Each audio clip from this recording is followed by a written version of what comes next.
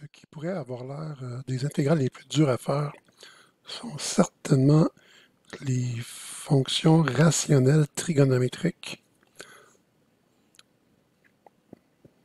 Petit nom qu'on peut leur donner gentiment. Donc ici, un quotient de deux combinaisons de fonctions où des fonctions trigonométriques apparaissent, un peu comme sous la forme de polynômes. Par exemple, si on voulait faire l'intégrale de sin de x plus cos carré de x sur tangente de x moins 3 cos de x plus 2 sin de x dx, ben, ce serait pas évident, puis essayer d'utiliser des identités trigonométriques là-dedans, on s'en sortirait pas vraiment. Mais il existe quelque chose de vraiment extraordinaire qui s'appelle la substitution de Weierstrass, ou substitution magique, parce que c'est vraiment extraordinaire ce qu'elle va faire, ou d'une manière plus formelle, le changement de variable tangentielle. Donc, à quoi ça consiste? On va faire un changement de variable un peu étrange, on va poser u égale la tangente de x sur 2. Là, vous allez me dire, oui, mais dans l'intégrale, nos angles, ce sont des x. Pourquoi passer par x sur 2? On a l'air de compliquer le problème. Et donc, vous allez voir, tout va bien se positionner. Donc, si la tangente de x sur 2 est égale à u, c'est comme u sur 1.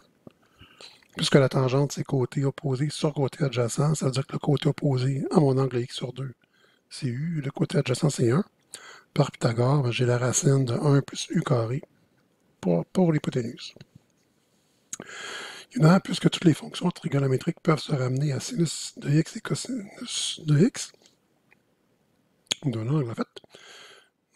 Donc si j'ai des tangentes, je vais pouvoir les transformer en sin et en cos. Même chose pour toute fonction trigonométrique. Il me suffit de connaître sin de x vaut quoi en termes de u, cos de x vaut quoi en termes de u, et dx vaut quoi en termes de u.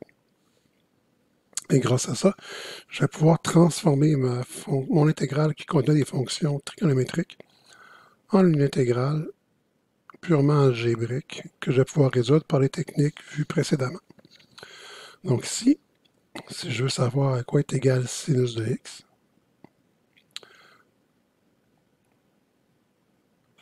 ben, dans mon triangle, j'ai du x sur 2. Donc là, c'est un peu le même problème qu'on avait dans les substitutions trigonométriques. Quand on avait un angle de θ, il fallait se ramener à θ. Mais x, c'est comme 2 fois l'angle x sur 2. Donc, sinus de x, c'est comme 2 fois x sur 2. Donc c'est comme si j'avais sin de 2θ par l'identité qu'on connaît bien ici. Donc sin de 2 fois un angle, c'est 2 sin de l'angle, cos de l'angle. Je vais pouvoir dire que j'aurai 2 fois sinus de l'angle qui est x sur 2 fois le cosinus de x sur 2.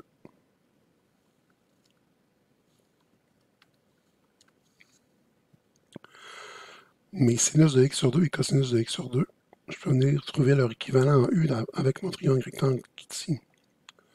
On va pouvoir dire que sinus de x est égal à 2 fois sinus de x sur 2. Bon, ça va être quoi? Ça va être u sur la racine de 1 plus 2.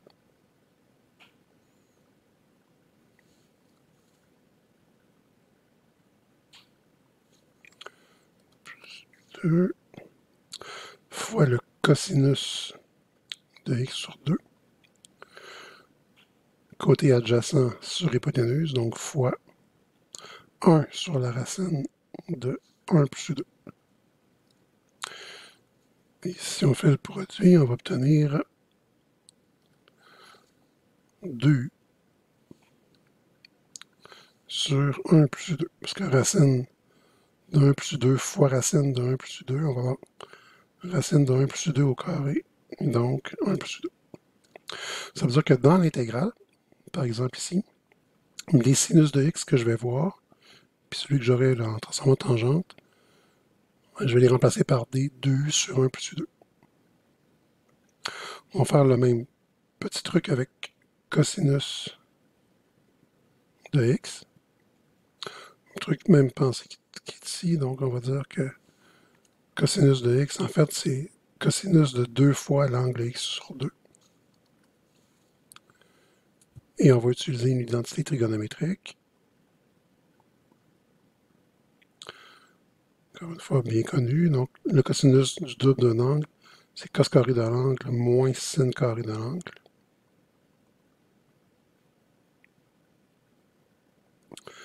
Ici, on va avoir cos carré de notre angle x sur 2 moins sin carré de x sur 2.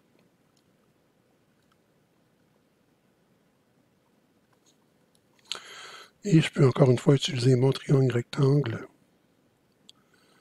pour me transformer cette expression-ci en u. On va pouvoir dire que cos de x égale cos carré. J'ai trouvé mon cosinus, je vais mettre l'expression carré, mais on l'avait déjà trouvé. Le cosinus était 1 sur la racine de 1 plus 2. Donc au carré, je vais avoir 1 sur 1 plus 2. 1 sur 1 plus 2. Moins sin carré. Et sin, on l'avait trouvé tout à l'heure. Sinus, on avait vu que c'était u sur racine de 1 plus 2. Donc au carré, on va avoir u sur u carré. Ici, u carré sur 1 plus u carré.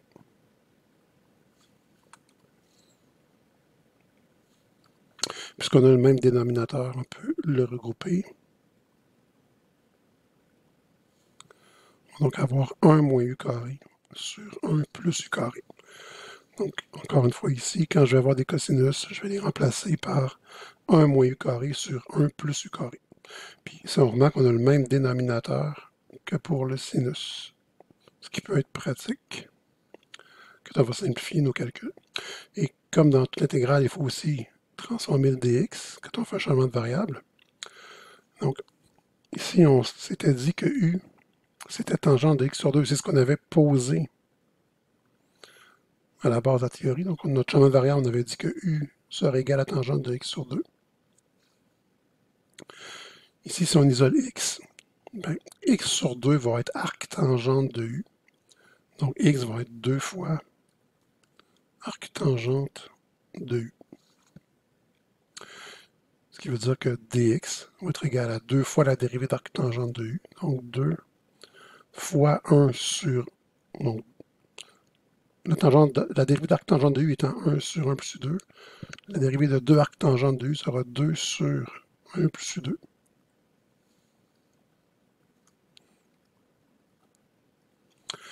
Fois l'élément différentiel, donc fois du. Et encore, on retrouve le même dénominateur que pour les conversions du sinus et du cosinus. Donc, on a des chances de pouvoir faire quelques simplifications lors du remplacement en U.